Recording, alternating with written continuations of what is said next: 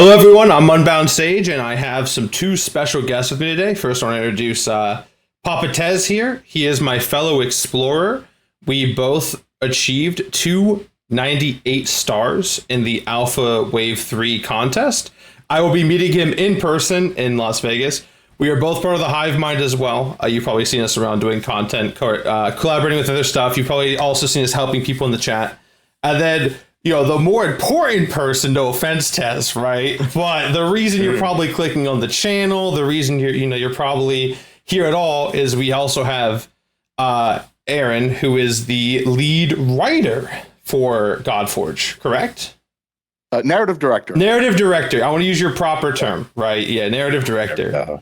So I've seen both of your videos, of course, right? But I've seen your videos with the Fateless podcast, and I've also seen, Tez's videos.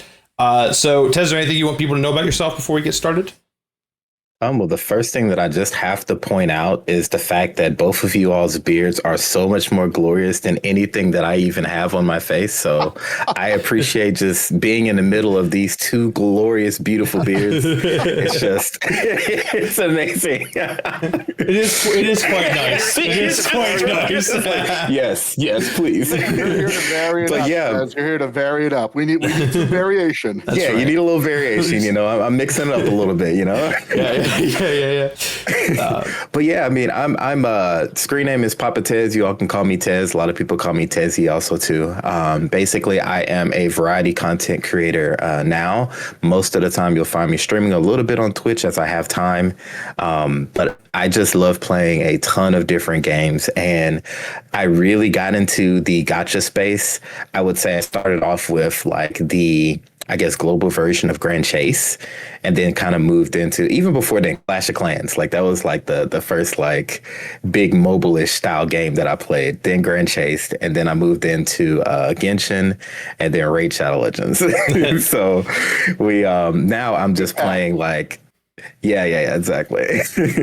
So now just kind of getting my hands on as much as I can, playing different games. Really super interested in Godforge because I did fall in love with Raid and the style that it has, and just to be able to see that kind of theme, especially coming to like the God themes now, it's gonna be so cool. So I'm super excited for it. Yeah, it's really fun. I think we're both patiently waiting for Godforge, as patient as we can be. But and then of course, Aaron, tell us about yourself. Tell us about your professional background and whatnot. Well, yes, I'm Aaron de Orive. I am the narrative director at Fateless. We're currently working on Godforge, and it's a pleasure to be here with you two gentlemen. Thank you so much for the invite. Love talking lore, love talking Godforge. So yeah, we have lots to say. Yeah, for sure. One thing I definitely wanted to mention as well is I've seen you introduce yourself working on different projects, and one of them is you always say a Metroid game. And I get worried because I think it's Metroid Other M, which is notoriously have a bad story or a. Oh no! I've worked on Metroid Prime 3 Corruption. Yes, I looked it up and I was like, because when I first heard about it, I was like, oh no, please don't have the Other M guy here.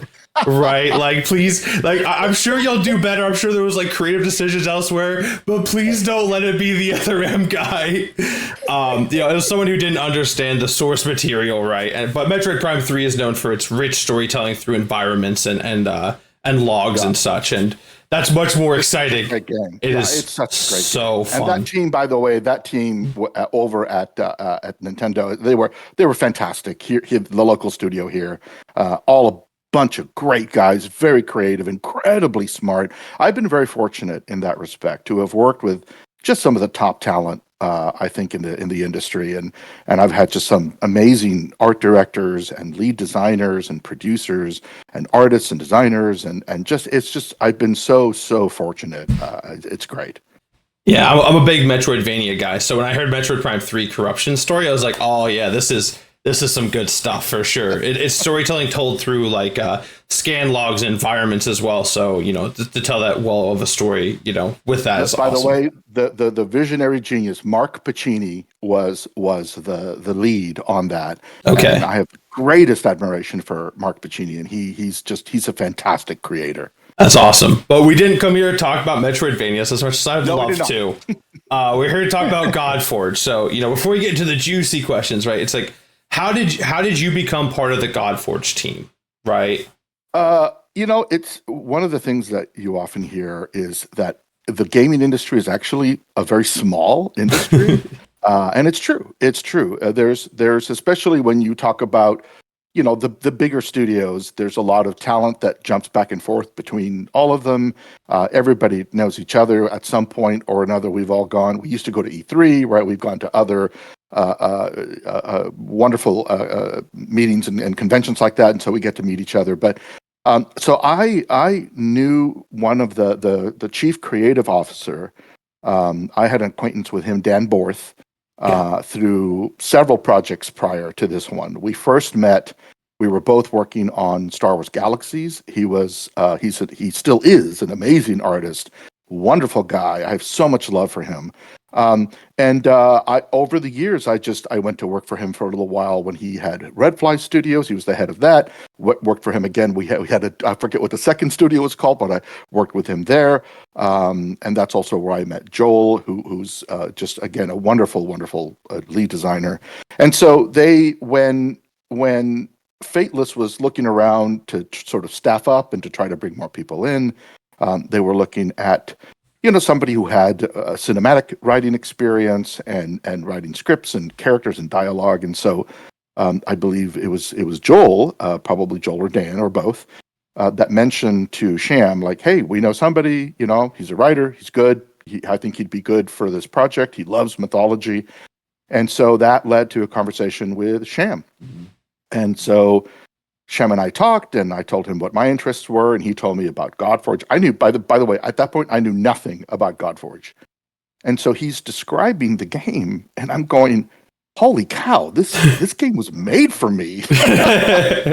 I have loved mythology since I was a wee tyke. And would read Greek mythology and Norse mythology and Japanese mythology. I mean, literally, I would devour that stuff for years and years and years. And so, yeah, this game came along, and I said, "This is serendipity. This is perfect. It's kismet. It was meant to be." So Sham and I hit it off. We had a lot of the same ideas and goals, and he had such a passion for the project that I was like, oh yeah, oh hell yeah, I'm in. I'm in. Yeah. And so they brought me in, and that's when I started going through all the stuff that they had, and that's how it all started. The idea of all these mythologies all existing in the same space, and what would that story be? How did that happen? What are they doing there? What's happening? Who's the player? All of those questions started then just going through my head, and I'm like, okay, it's time to figure all this wonderful stuff out. Nice. So, speaking of the story, right? The first question we have is kind of just one of an overview, right? Is what are the general themes we can expect from the Godforge story? Well, I think because mythology has these themes, we couldn't help but have the idea of, the responsibility of power. What does it mean to have power? So many games are power fantasies, right? Like you're a superhero, you're a super spy or mercenary, or you're whatever it is, going through the game and doing your adventures and whatnot. But here we have the ultimate power. What is it like to be in a world of gods, the people that actually created the reality that you inhabit? And so I was fascinated with that concept, with that idea. So the first question that the cinematic director Mike Berry and I and Sham wanted to answer is, who is the player? Right? That was so important for me to get straight in my mind and to pitch what I had in mind and to get buy-in from the team, which fortunately they loved it. And so the moment we knew that, the rest actually became, I don't want to say easy, but it flowed naturally. Once we knew who the player was, the rest just fell into place. It's kind of surprising how quickly it all came together. But yeah, the big theme for me is the power how one wields it, and what responsibilities do you have when you're given this kind of power? How will you choose to use it? You know. That's nice. That's quite Wow. nice.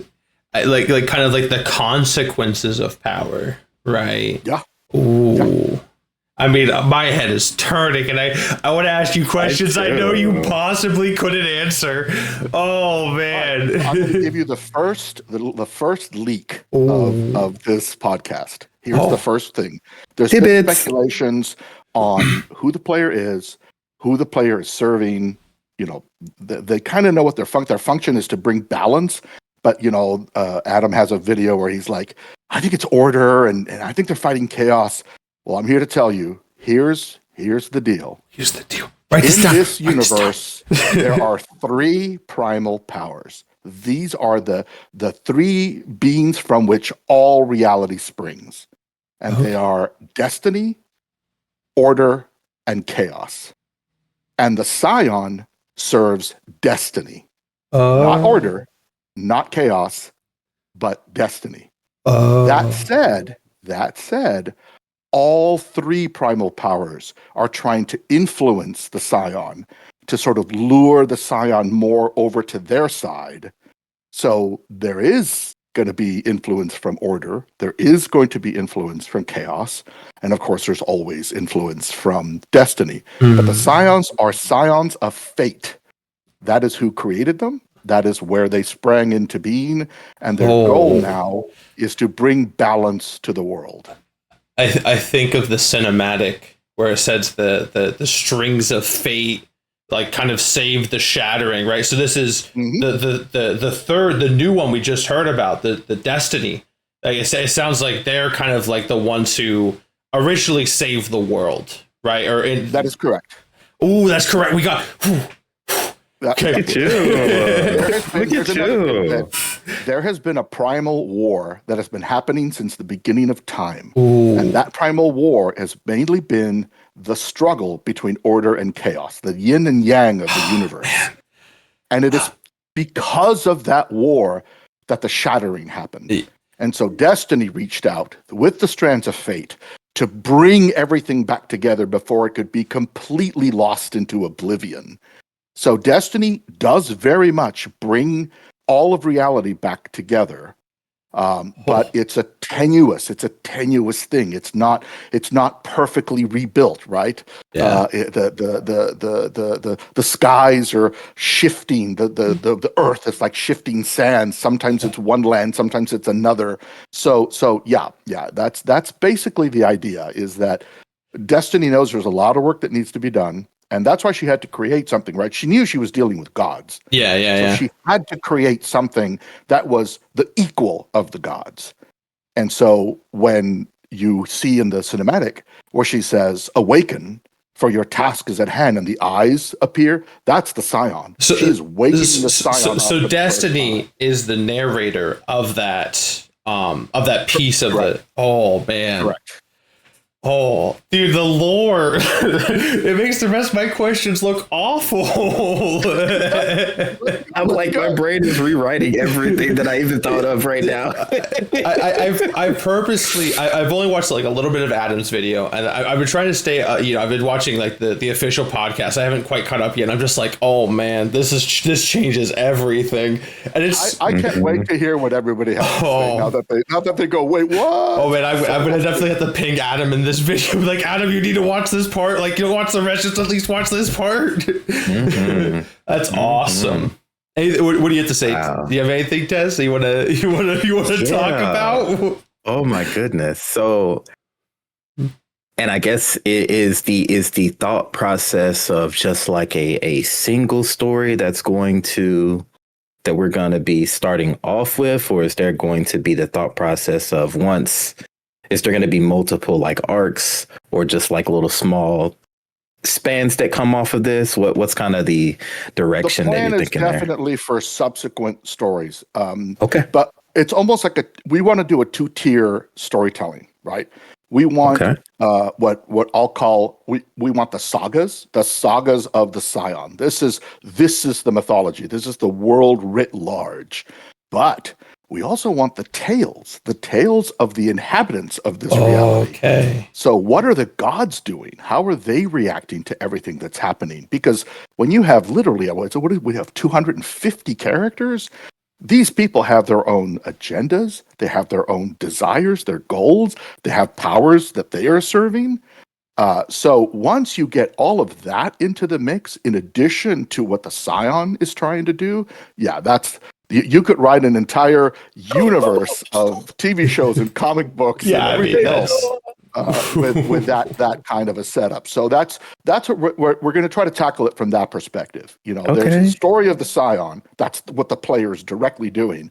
But even the tales themselves always reference what the Scion is doing. It's those gods reacting to what is happening in their world. That's crazy. So this like the main campaign mode you call the sagas of the Scion, right? This is like, us going through stage like 1, 1, 1, 2, 1, 3, whatever. And then there's gonna be like sub stories that break off, and perhaps these might be, obviously you're not a creative guy, but I imagine these would be like an event, right? Where it's like, oh yeah, Faithless is releasing an event, and we're going to talk about this tale during the event, right? And we're going to whatever. Yeah, how exactly that will be done, I will leave for the lead designer to discuss. Sure. But the idea is, yes, there's the story of the Scion, and then there's the story of all the major the gods of the world. But they are linked, right? They don't exist outside of each other. One influences what happens in the other. Wow. Yeah, I'm just picturing the different narrative like hooks you can have, right? Without going into detail, just like this major this major event happens, and then like, oh, it really like pissed off Zeus, and now Zeus is doing this thing to different inhabitants. Oh, that's exactly correct. No, that's exactly. Imagine these gods who are used to being the supreme creatures of their reality.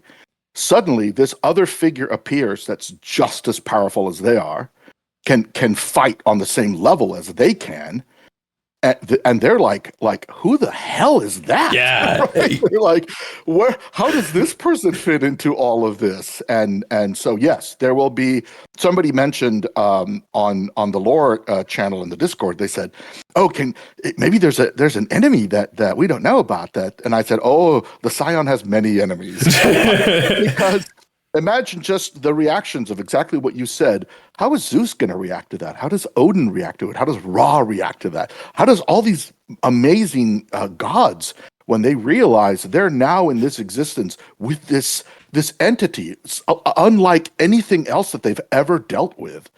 How are they reacting? What are they doing? Are they forming alliances? Are they threatening each other? Are they trying to get more territory, get more power? What are they doing? Are they panicking? Yeah, because there's also like all this land that just got created through the shattering. So like there's also like dealing with that dispute, as well as oh hey, Destiny, a person we just learned about 5 minutes ago. Right? I don't know if they knew about it, but we just learned about it.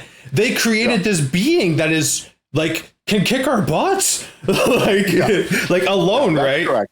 Oh, that's correct. And I think we've already said this in another podcast, so this is not too much of a spoiler. Sure. The shattering happens, right? The Scion's not there yet. Yeah. And then there's about roughly 100 years of history with all of these pantheons now realizing they are in the same space and they can interact with each other. So there's a history there, right? Wars have started, alliances have started, different gods have started meeting each other and developing relationships and rivalries and everything else. And then in the midst of all of this war that's happening, boom, eyes open, the Scion is awakened. And now it's almost like every god paused and felt that moment, and they're like, "Oh shit, something has changed." Like, what just happened? So that's there was just no other way. And by the way, I absolutely respect the way other games have done it. It works great for them. Be it Raid, be it Watcher of Realms, be it whatever it is, King Arthur. I love all of their narrative devices, right? But for us, we wanted to have a game where the player realized they were the most important character in the entire mythology, right? There is no one other than the primal powers. There's no one in the Godforged reality that is the equal of the player. Wow. So you know what this does to me, right?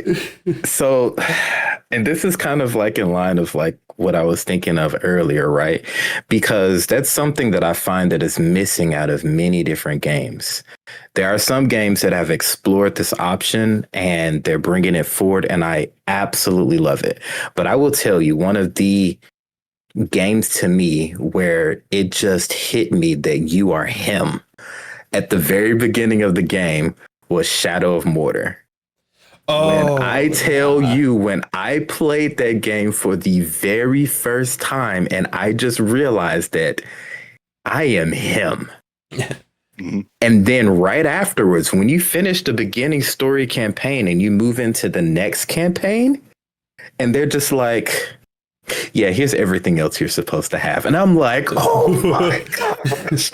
Like it just blew my mind that there was something that had that type of storytelling. So for me, like when I hear this and the direction that you all are going with this, that's something that I want to see. Like, are we going to be able to play through that experience? So like for me, perfect world, what I'm thinking of my little itty bitty brain is I like to just imagine like the stuff. Sometimes I don't really dig super duper deep into that. I kind of let people like Sage dig super duper deep into all the lore and make all those connections and stuff. But I'm like the guy that just comes in with all these imaginative whatever things.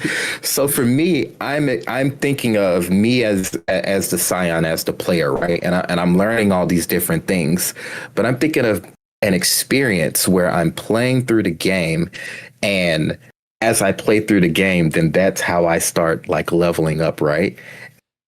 What if I'm actually seeing those things that happen on the screen? You know, like I start out with an original kit at first, but because of the experiences that I go through, now my kit begins to grow, and then I get to see different trees and other different things, right? You know, I'm like this, I'm him, and I'm this really cool character, but now I have like this extension on it, you know, as like a perfect world playable character. You see where I'm going with this? Like, oh man, that would be such cool storytelling. I agree. Shadow of Mordor is one of my favorite. I love that game, and the experience that you're describing, Tez, is exactly sort of the idea that I wanted, where you are this pivotal character, right? All the other characters that you meet in the game react to you and realize how important you are. You know, everyone from Sauron to Galadriel to Shelob, it doesn't matter who they are.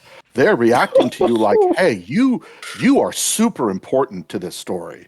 And that's exactly what we wanted to get across with this, right? We even if we're telling stories of gods, and it's in one of the realms, and you're seeing what's happening in the court of the Asgardians, and Odin's doing things.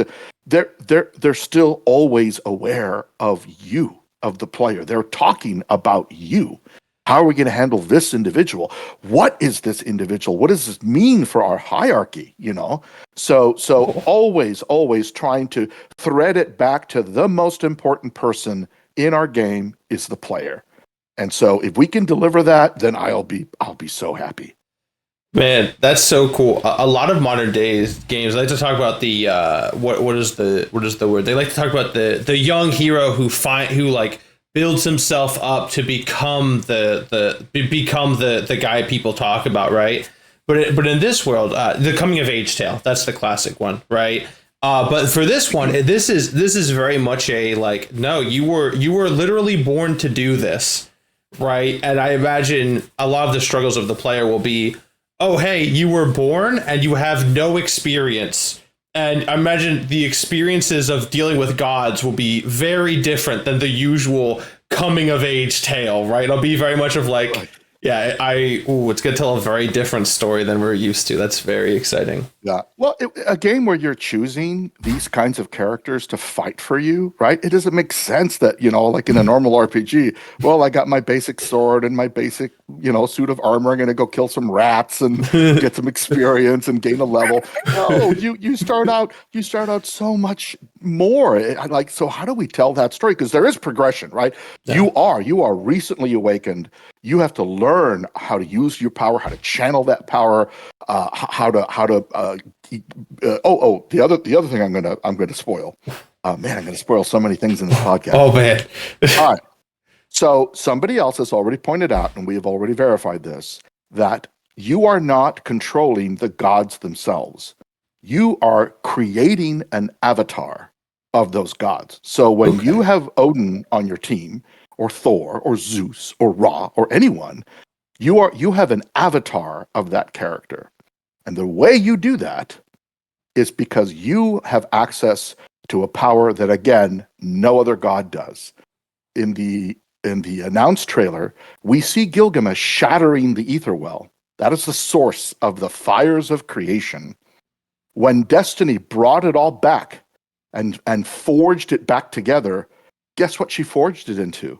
The God Forge. And that's what she gives you. You have access to the fires of creation, the things, the force that created everything in the universe.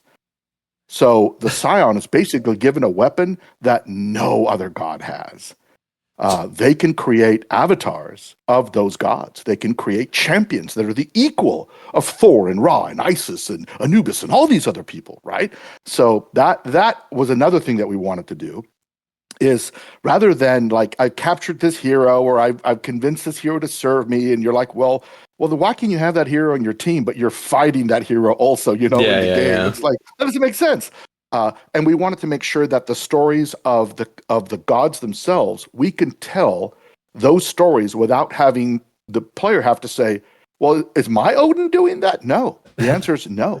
Your Odin is loyal to you, created by you. That's an avatar crazy. that will carry out your commands. You boost them however you want. You can change their. You can give them different weapons. You can, again, they are that's part of your pantheon. When you're creating your team, it's almost like you're creating your pantheon of gods. And you're hand picking which ones you're going to promote, which ones you're going to empower, which ones you're going to use more effectively. But the real gods are still out there. Some of them, by the way, another spoiler, they're offended. They're offended by the idea that the Scion is creating a copy of them. They're like, blasphemy. How can we let this happen? But they also realize, holy shit, this guy can create avatars of us. Yeah. So there's that aspect of it as well. They realize the power that the Scion has, and in some cases it enrages them. In other cases, it terrifies them. Yes. So if I have some bad pulls at the God Forge, that's just I'm not feeling creative that day, right? Like, I'm feeling like feeling Shinigami, but like on the day. So when I go in there, I need to like do some drawing beforehand. That's gonna be my pre-ritual pull, so I feel very creative to pull my Zeuses, right? And that's why you can get multiple, and again, as you're learning, as you're trying to master the powers of God Force, that makes more sense. That's why you can get like, okay, well, I have this guy already. Maybe I'll recycle this ether and I'll use it into something else. I'll transform it into another thing. So yes, that is another very important distinction. The Scion is wielding avatars that he or she has created of the gods. So the Scion's like a one-man army in that case, right? Like we're not innately forming alliances. We can be just this one-man commander. Oh man, my questions are so like I'm just. Have I given too much away? I don't know. No, I mean you. Oh hey man, you go ahead, Tez. Why think about this? So good. It is so good because see, for me, that sets up the direction of the importance of the main character. So like my original thought, like earlier when I was talking about like me being like almost a playable character and stuff. But see, with that explanation, that helps me appreciate, okay, I'm not necessarily a playable character, right? But I have control over everything that goes on. And so now everything that I'm doing going forward makes so much sense. You know what I mean? Like it puts a direction. It helps me understand who I am. And I think that that's more important than anything when you're playing a game, right? For you to fully feel immersed into the game, for you to really dig in deep, and for people who are not necessarily interested in story, or people who aren't necessarily interested in things, people that want to skip stuff, you might be thinking a little bit before you want to skip something now. The reason why is because, wait a minute, I want to know some more information. And even if you do skip because you want to do stuff, these people are going to be thinking, wait a minute. Oh, Sage. Let's find a Sage video. Sage put out a video of this thing. I love that, man. I mean, Adam seems like the big powerhouse for the lore, but I love how you're like, nah, Sage, Adam bro. too, Adam too, okay. Adam, I love you too. Okay, man. Just got that. I love that perspective, Tez, because that's exactly correct, right? When we're working on cutscenes and when individuals in the cutscenes are talking, they're not talking to some figure that's there that's supposed to be you. They're looking straight at the camera and they're talking to you, to the person sitting there at the keyboard trying to figure out, or at their phone trying to figure out, like, you are a character. You are a character in the story. You are arguably the most important character in the story. That is super cool. That is. Oh man. Man. That is very exciting to hear that, especially I like the idea of, like, I talked about bad luck being not creative, but it sounds like your pulls of the God Forge is actually you trying to learn the God Forge, right? It's the idea of, like, oh yeah, I pulled uncommon heroes, right? I pulled my 100th Berserker because I'm still learning how to channel like a proper, like, Zeus or Aphrodite or something of that. Yeah, because your control of the God Forge is not perfect, right? Yeah. This is the fires of creation. This is the stuff that all the universe is made out of. So it is powerful. It is dangerous. It's barely contained in this God Forge. Yeah, because it's been shattered recently, right? So it's stitched together real fast by destiny, right? To be like, all right, it's usable, but be careful. Exactly. So when you walk up and you're using it, you're always a little bit like, oh, okay, please don't blow up. and sometimes you don't know what's going to come out, right? You don't know what the God Forge is going to give you. It's taking your impressions, it's taking your guidance, but sometimes it has a mind of its own, and it does things that the God Forge is going to do. The Scion's like, okay, I can work with this. That's phenomenal. I'm gonna move on to another question, but I love just hearing about. I want to talk more about the heroes, right, and more about Okay. So we know, obviously, Zeus and Thor are going to have their place in these sub-stories or the main story or whatnot.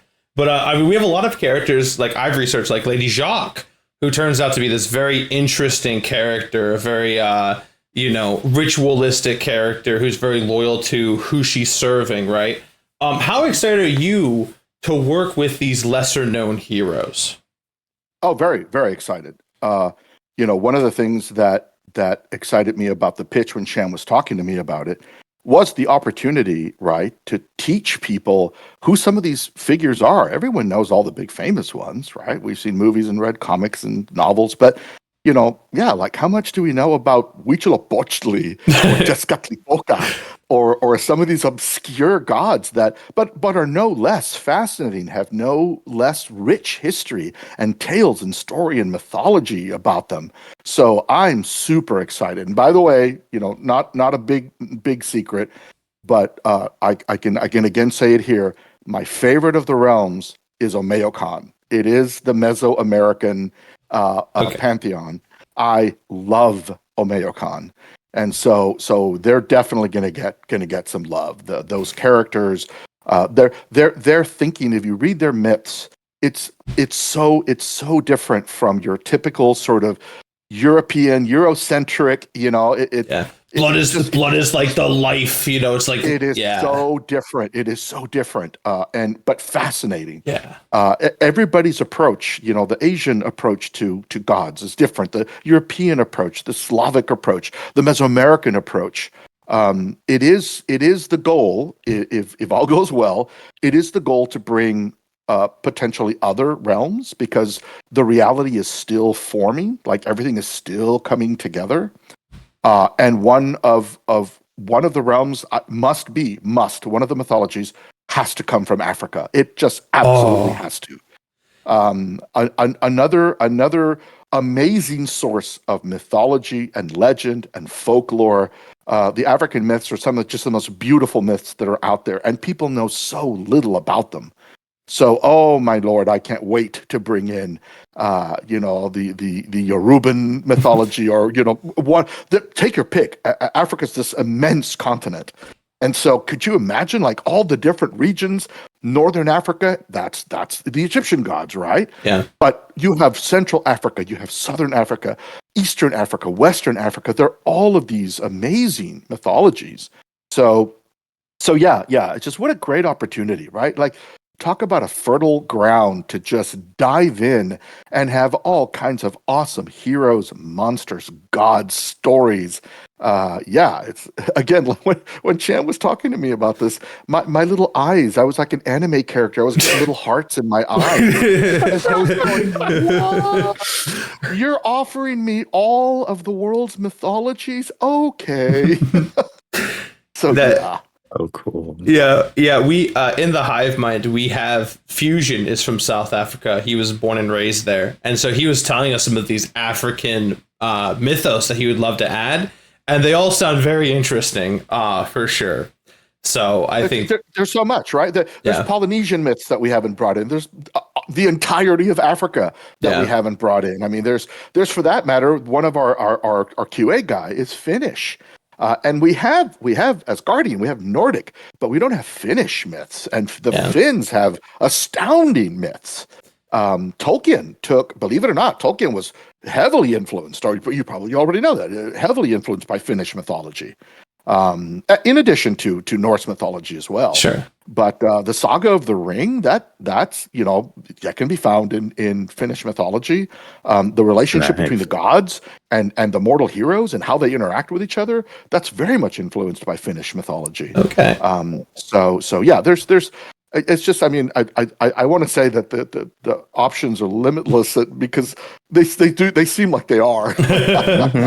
We could spend 50 years on this game and probably still not have a representation of a majority of the wonderful mythologies on Earth. Yeah. Do you have anything to say, Tess?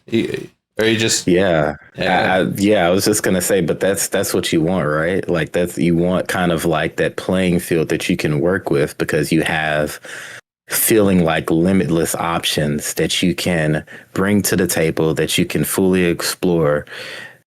The fact that a lot of that information is already out there, so you do have a foundation for pretty much everything laid already. So now you're just taking that foundation and building upon it and being able to create a rim and tell a story within the Godforge game in a way in which I think will really wow people, especially when they figure out how much detail that's going to be put into everything. So super exciting, man. That's our goal. Let's knock on wood. Let's hope we pull it off. Yeah, I imagine, from a storyteller's point of view, right? You're like, oh, I want this ally with, let's say Loki. I want Loki to have this certain ally. And there's such a large pool to be like, okay, Loki needs to have this like straightforward thinker he could easily manipulate. Let's grab Lady Jacques, right? Lady Jacques is this very loyal person. And then we have this unknown person working with a powerhouse from the Norse mythology. You get to like learn about those people, right? And just I just imagine, the gods that we know roping in lesser, mortals and gods into their schemes as well, right? I think that's one dynamic I'm very interested in reading about in the rebellion, therefore, and the power struggle and whatever. So. Yeah, I think of the possibilities, right? Yes. What if a whole bunch of trickster gods got together and started plotting? What if you had Loki and Anansi and Coyote and Monkey King and all of these characters that are the very embodiments of trickster characters? What are they up to? What are they doing? Can they trust themselves, right? Like, there's no way how are they Wukong and like Loki are gonna be in alliance for more than like an hour, honestly. Yeah, or they never take their eyes off each other, right? Mm-hmm. You got one of those Wukong clones looking at Loki at all times in the corner. Yep. So that's the kind of stuff, right? What happens when a bunch of war gods get together? What happens when a bunch of sky gods get together? A bunch of the underworld gods get together? What is their purpose? What are they doing? What is their agenda? Who's driving them? Because again, these three primal powers, remember, will always be influencing every single entity in the game. It's not just chaos. Chaos only talks to chaos aligned. No. Chaos talks to everybody. Order talks to everybody.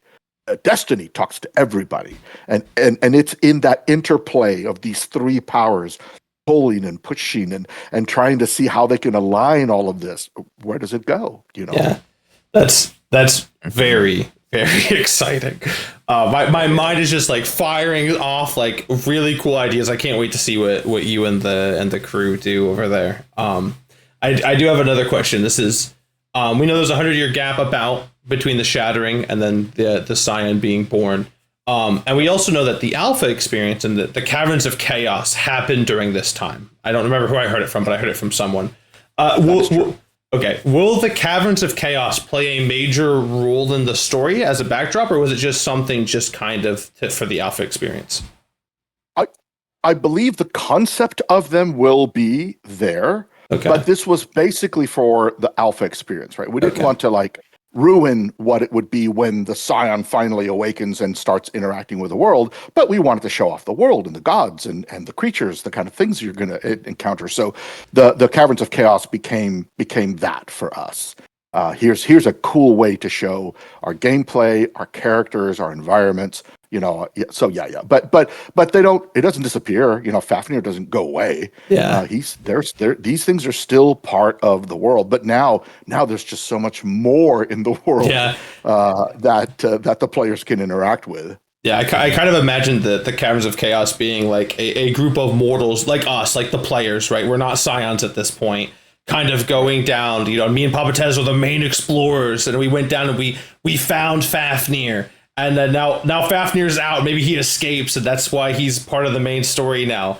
I was wondering about how much of that's what I'm thinking. It's just like, we sent some guys down to kill Fafnir, but he couldn't stay dead, right? The idea, by the way, was the gods themselves.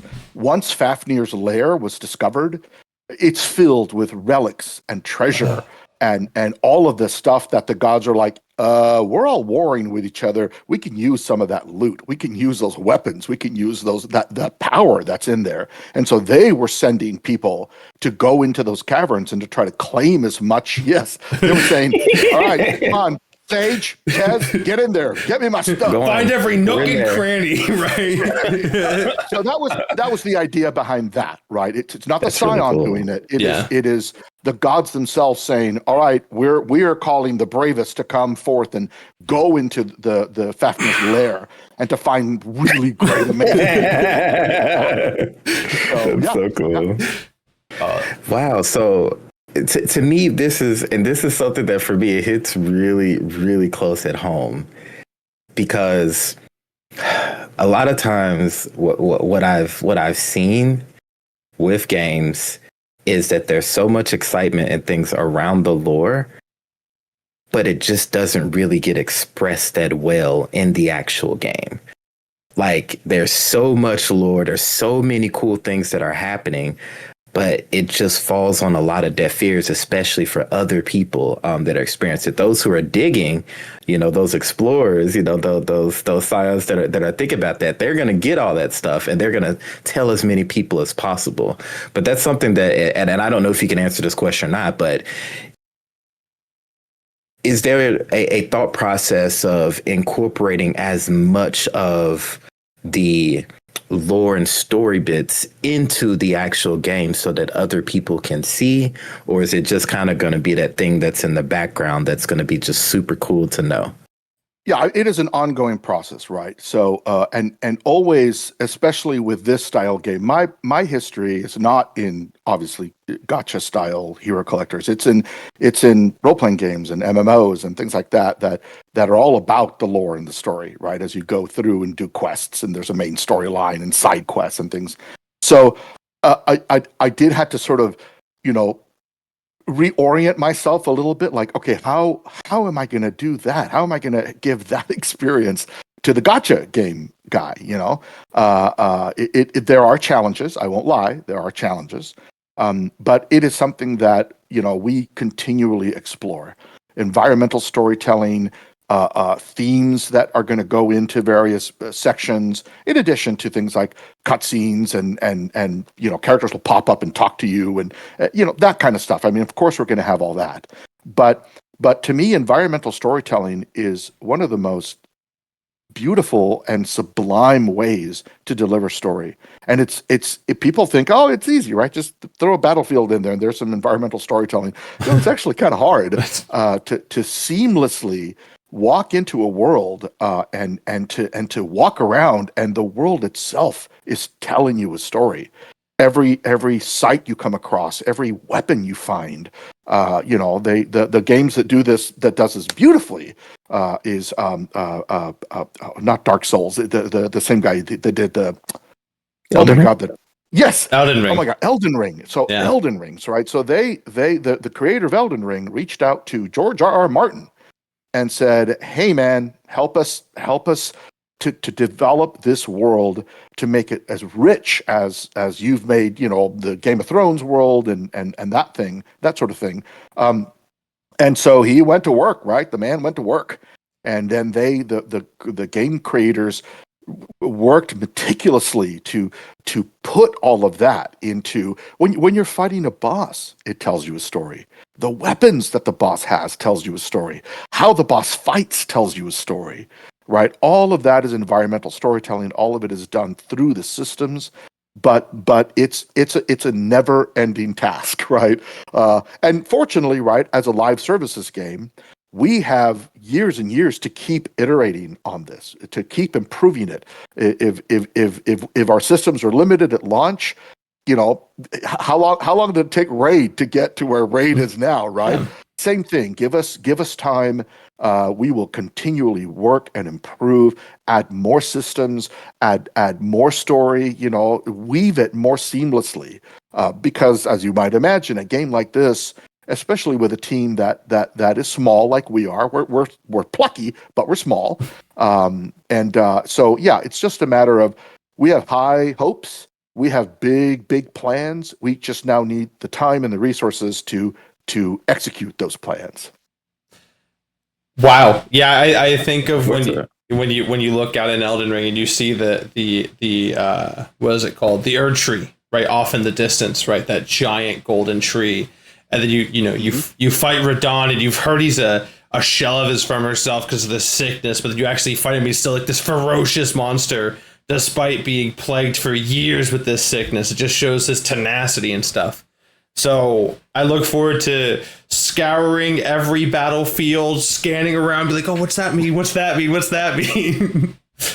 Awesome. And we're hoping, by the way, because players will be able to, again, the nature of the reality is that players will be able to reach out to each other, right? Although within one instance of a reality, there is the scion that you are, because of the nature of the reality and all these realities shifting in and out of each other's existence, you can contact other scions. Ooh. So you can eventually team up with other scions. You guys can compare notes.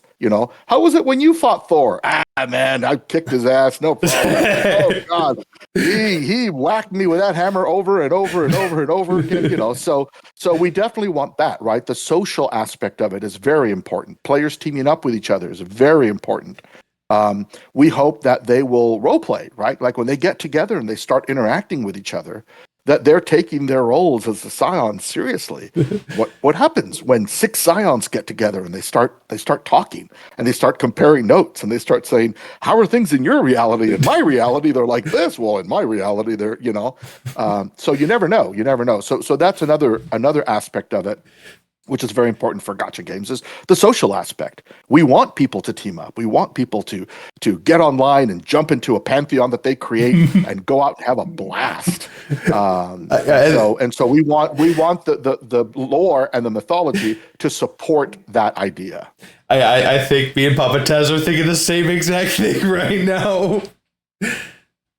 This is tickling my ears, man. Like that, to me, again, that's something that I really think is not as explored within the space, right? Is how do you team up? What are the different ways in which you engage with each other?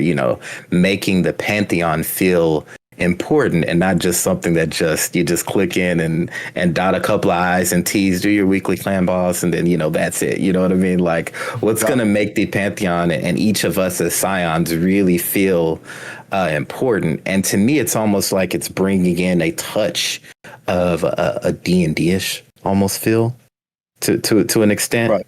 You know, where What I compare it to, by the way, is the Spider-Verse is that dimension where all the Spider-Mans exist, right? Like they're all in the same space, but they know they come from their own reality, right? Cowboy Spider-Man comes from a totally different place than Miles Morales. And so it's that concept, right? Somebody's going to do a cartoon. I know they're going to do the Scion Bar, and the Scions are all going to be sitting at the bar drinking, talking about their problems. Like, oh my God, ISIS is falling in love with me. I don't know what to do. So someone's going to draw that cartoon. I guarantee you, someone's going to do Adventures at the Scion Bar. It's literally going to have. I messed up, and you know, I met multiple Aphrodite, so now I'm married to like 12 of them. I picture me in the corner be like, no.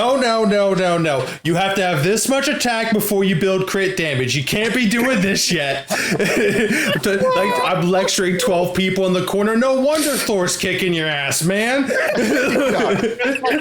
Have you learned anything about the God Forge? Let me tell you what I've learned about the God Forge. Maybe I can help you out. Listen, you gotta clap 3 times, spin around.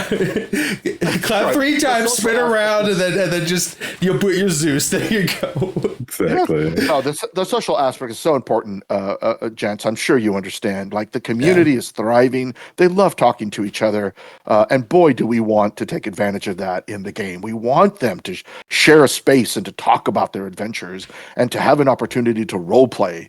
You know, and for those who want to, it's not a requirement, but you know. What do 6 Scions have to say to each other when they're all in the same space and they're talking, right?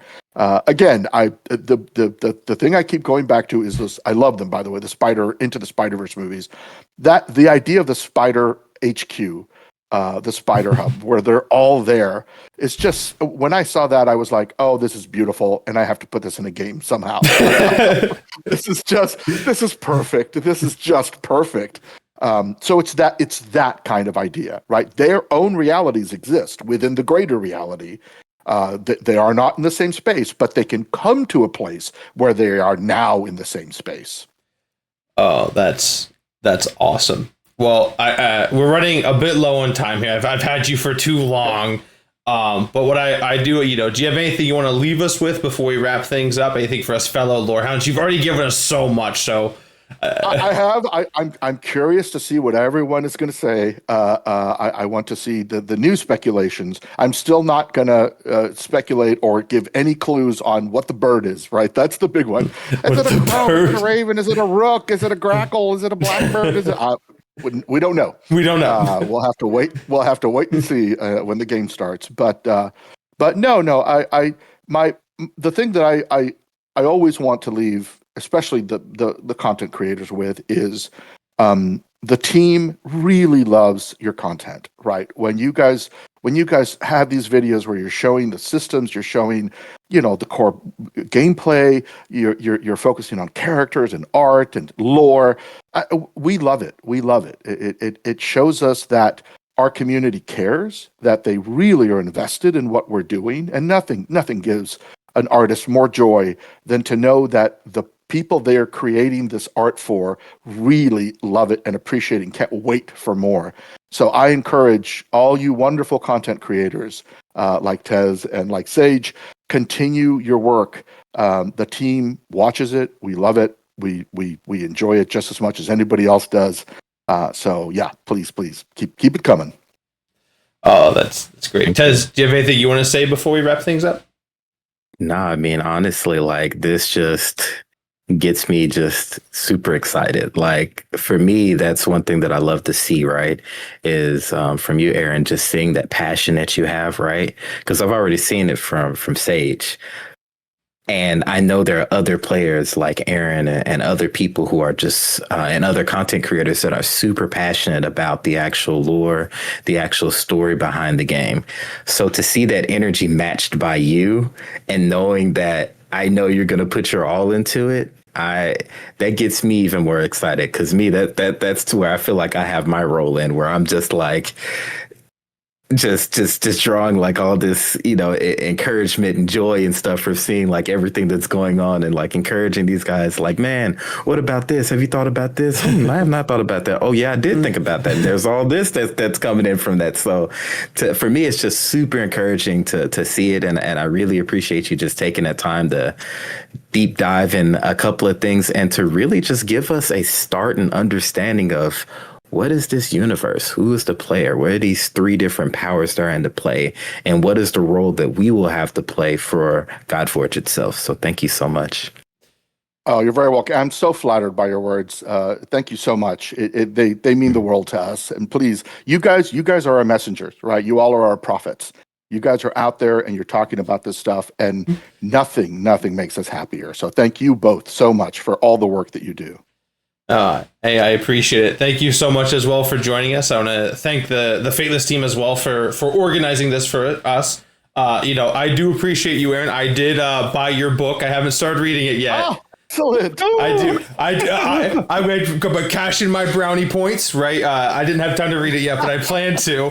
Well, did you say you're going to go to Las Vegas? I am. Yes. Me and Tez. I will be there. Oh, you're gonna definitely sign this for me. What depends if I like it or not. If I don't like it, I might not bring it. By the way, so co-written with a fantastic award-winning author, Martha Wells, who's done the Murderbot novels. If there's anything in there that you love, it is Martha Wells. If there's anything that you hate, it's I'm not the other way around. If I were you, like, if you don't like it, it's Martha.